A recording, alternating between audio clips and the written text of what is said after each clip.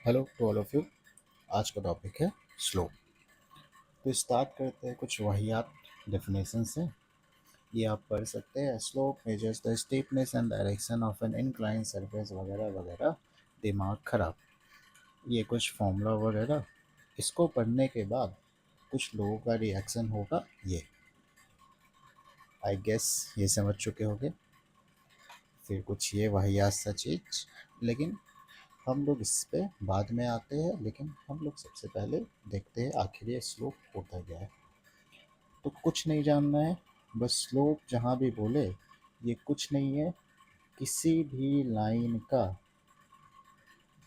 अपने x axis से कितना डिग्री एंगल है वही इसका क्या कहलाता है, स्लोप। लेकिन ये एंगल को अगर हम इस ट्रायंगल को कवर अप करें तो यहाँ पे तो y है, ये x है, ये कहीं ना कहीं ट्रायंगल का हाइपोटेनस है। तो ये लाइन तो कभी भी कुछ किसी का फिक्स तो रह सकता नहीं है। अगर ये थोड़ा सा झुक भी जाए तो क्या ही फर्क पड़ेगा, लाइन का साइज तो सेम ही रहेगा। इसलिए कभी भी स्लोप में इसको लिया नहीं जाता है। हम लोग किसको लेते हैं, एक y और एक x। इसलिए और हमको पता है कि y मतलब परपेंडिकुलर और x मतलब बेस। परपेंडिकुलर बेस ये किस में आता है, सिर्फ और सिर्फ tan थीटा में आता है। इसलिए स्लोप को इनडायरेक्टली हम लोग ये बोलते हैं कि स्लोप कुछ नहीं होता, उस एंगल का tan का वैल्यू रहता है मेरा स्लोप। ठीक है, इसमें समझ में नहीं आ रहा, चलिए किसी की हेल्प लेते हैं। ये रहा मेरा एक्स। उप्स, ब्लैक ब्लैक ब्लैक ब्लैक। ये रहा बाबा ब्लैक से। ये रहा मेरा एक्स और ये रहा मेरा वाई। ठीक है, ये रहा कोई लाइन। ठीक है, माफ करना सर भाई। ये लाइन अगर पूछा जाए ये लाइन का स्लोप क्या होगा, तो कुछ नहीं, एक्स एक्सिस को हम ऊपर पैरेलली ड्रॉ करेंगे तो ये जो गैप है यही मेरा स्लोप का वैल्यू होगा। अब भाई गैप क्या होगा, एंगल में हमको नहीं चाहिए, मुझे चाहिए एग्जैक्ट वैल्यू। तो इसके लिए हम इन दोनों को क्या करेंगे, ज्वाइन। और इस एंगल का निकालेंगे tan। और tan का वैल्यू होता है परपेंडिकुलर अपॉन बेस। मतलब ये जो वैल्यू अपॉन में ये जो वैल्यू, वही मेरा क्या होता है, स्लोप। ये तो सिंपल सा हो गया। फॉर एग्जाम्पल हाँ, ये पॉइंट मान लेते हैं एक्स और वाई। और ये पॉइंट मान लेते हैं ये है x1 y1। तो इसको 2 मान लेते हैं। तो यहाँ से यहाँ तक वर्टिकल डिस्टेंस जो है वो हो जाएगा y2। और यहाँ से यहाँ तक का जो डिस्टेंस है वो हो जाएगा y1। लेकिन मुझे तो बस इतना ही चाहिए। तो इस केस में इसका वैल्यू क्या होगा, y2 अपॉन y1। सेम यहाँ पे, यहाँ से यहाँ तक का वैल्यू है x1 और यहाँ से यहाँ तक का वैल्यू है x2। लेकिन हमको चाहिए सिर्फ इतना, और इसका वैल्यू क्या होगा, x2 अपॉन x1। इसलिए बाय बाय, इसलिए यहाँ पे स्लोप का वैल्यू होता है tan थीटा। और अगर दो पॉइंट दिया हुआ है तो उस केस में y2 upon y1, sorry y2 minus y1 upon x2 minus m1। इसी tan थीटा स्लोप को हम लोग घर के भाषा में क्या कहते हैं, m। ठीक है, ये घर का नाम, ये बाहर का नाम। तो स्मॉल m का मतलब कुछ नहीं, small m is equal to the slope of a line.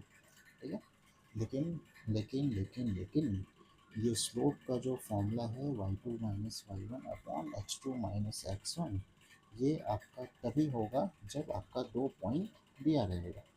दो पॉइंट कहने का मतलब कि कोई भी x1 y1 x2 y2 के बीच में आपको स्लोप पूछा जाएगा तो कुछ नहीं, y2 minus y1 upon x2 minus x1 कर देना है।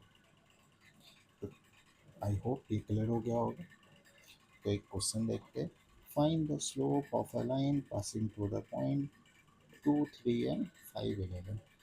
तो 2 3 और क्या है, 5 और 11। ये अगर x1 है तो ये हो जाएगा y1, ये अगर x2 है तो ये हो जाएगा y2। स्लोप का को दिखाएंगे n, ये होता है y2 minus y1 upon x2 minus x1, मतलब 11 माइनस 3 अपॉन 5 माइनस 2, ये हो जाएगा 8 अपॉन 3। ये हो गया वो स्लोप का आंसर, उस लाइन का स्लोप जो इन दोनों पॉइंट से पास करेगा। ये तो स्लोप का सबसे सिंपल, एक बच्चा भी बता देगा कि स्लोप का एक फॉर्मूला होगा y2 upon y1 by x2 upon x1।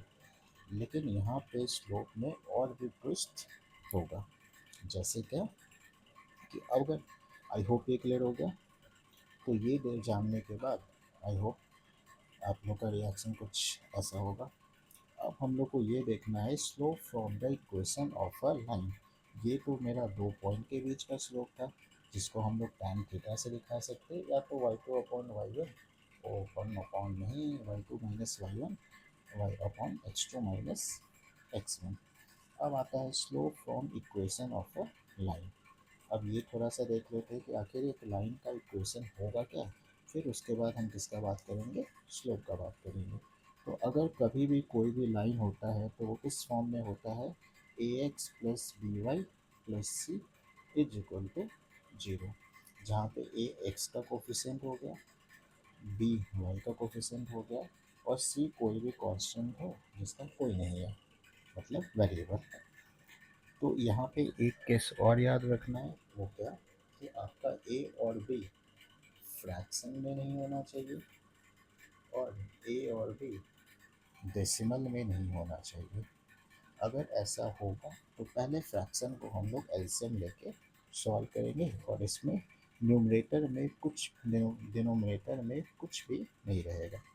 For example अगर हम लिखते हैं 2x plus 3y is equal to 4, तो अगर हम इसको लाइन के इक्वेशन में कन्वर्ट करें तो ये हो जाएगा 2x plus 3y minus 4 is equal to 0, जहाँ पे a का वैल्यू है 2, b का वैल्यू है 3 और c का वैल्यू है -4। ना, अगर मैं एक और कुछ इक्वेशन लूँ, जैसे जैसे जैसे जैसे 4.2x plus 5y is equal to 6, तो क्या यहाँ a का वैल्यू 4.2 होगा? नहीं, a का वैल्यू 4.2 नहीं होगा, वो गलत हो जाएगा। क्यों? क्योंकि ये डेसिमल में है। तो इसको ब्रेक करने के लिए 42/x बाई 5 बाई -6, ओहो, -6 इज इक्वल टू 0। कट करना चाहे तो कट कर सकते हो, ये हो जाएगा 21, ये हो जाएगा 5, एलसीएम आएगा 5, 21x plus 25y minus 30 is equal to 0। तो 21x प्लस 25y माइनस 30 ओहो इज इक्वल टू 0। अब यहाँ से ये कह सकते हैं कि ए का वैल्यू 21, बी का वैल्यू 25 और सी का वैल्यू -30। तो कभी भी इक्वेशन ऑफ लाइन दिया रहे तो सबसे पहले उसको a x plus b y plus c के फॉर्म में कन्वर्ट करना है। तो ये तो बात हो गया किसका, इक्वेशन ऑफ अ लाइन। अब हम बात करते हैं किसका, स्लोप। ठीक है, तो कभी भी कोई भी लाइन का इक्वेशन होता है तो उस लाइन का इक्वेशन का स्लोप होता है y is equal to m x plus c, जहाँ पे m का मतलब होता है स्लोप, और बिल्कुल वो x से जुड़ा रहता है, जस्ट लाइक विक्रम एंड बेताल। लेकिन अब बारी है कि क्या y के साथ क्या कंडीशन है, तो y का कंडीशन ये है कि इसके साथ कोई भी साइन नहीं होना चाहिए, इसके साथ कोई भी नंबर नहीं होना चाहिए। अगर कोई साइन माइनस में है और कोई नंबर है तो उसको उठा के बिल्कुल उस पार फेंक देंगे।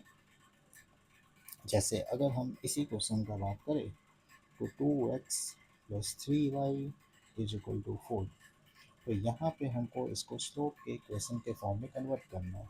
तो सबसे पहले x को उधर फेंके तो -2x प्लस 4 पहले से था, क्या y अकेले हुआ? नहीं, तो y को उधर अकेले करेंगे तो y क्या होगा, -2x/3 और बाई 3 इसको भी मिलेगा 4/3, कांस्टेंट का कोई काम नहीं है, इसको उठा के फेंक दो, इसकी तरफ देखना भी नहीं है। अब ये जो मेरा -2/3 है जो x के साथ चिपका हुआ है, यही उस लाइन का क्या है, स्लोप है। ये क्लियर है? लेकिन क्या हम लोग को इतना करना पड़ेगा? क्या हर बार x y के हर एक कोफिशिएंट को उधर भेजेंगे? ना ना, ये ज़रूरत नहीं है। जैसे कि यहाँ पे बोला गया, यहाँ पे एक तो ये काम कर सकते हैं कि 4y -3x + 12, y का वैल्यू क्या आ गया, -3/4x + 12/4। इसको नहीं देखना है, काम ही नहीं है। तो x के साथ जो चिपका हुआ है वही स्लोप का वैल्यू है, हम क्या होगा, -3/4। ये हो गया स्लोप का आंसर। लेकिन हमको यहाँ पे टाइम बचाना है, क्या करेंगे, सिंपल इसमें याद रखना है स्लोप क्या होता है, x का कोफिशिएंट अपॉन y का कोफिशिएंट, y का कोफिशिएंट, और आगे में चुपचाप क्या लगा देना है, माइनस। क्योंकि कभी भी दोनों साथ में रहेगा, उधर जाएगा x तो माइनस लेगा ही लेगा। ये x और y नहीं लिखना है, x का कोफिशिएंट, y का कोफिशिएंट, आगे में क्या लगा देना है, माइनस।